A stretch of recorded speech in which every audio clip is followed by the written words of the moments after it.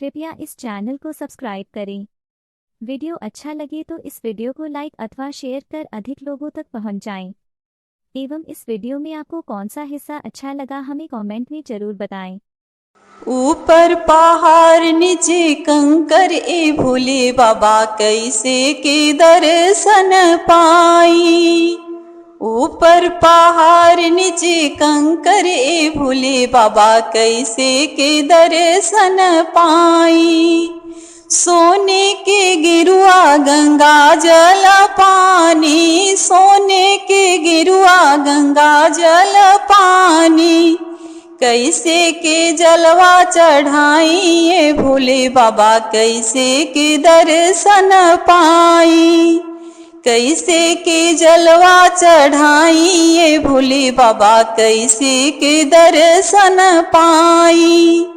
ऊपर पहाड़ नीचे कंकरे भोले बाबा कैसे के दर्शन पाई। सोने के थाली में भंगिया के गोला, सोने के थाली में भंगिया के गोला, कैसे के गोला चढ़ाई भोले बाबा कैसे के दर्शन पाई। कैसे के भंगिया चढ़ाई भोले बाबा कैसे के दर्शन पाई। ऊपर पहाड़ नीचे कंकरे भोले बाबा कैसे के दर्शन पाई।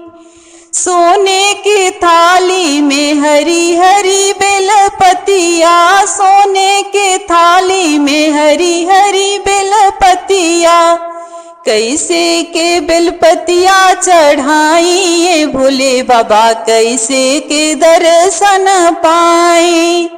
कैसे के बेलपतिया चढ़ाई भोले बाबा कैसे के दर्शन पाई। ऊपर पहाड़ नीचे कंकरे भोले बाबा कैसे के दर्शन पाई। ऊपर पहाड़ नीचे कंकरे भोले बाबा कैसे के दर्शन पाई।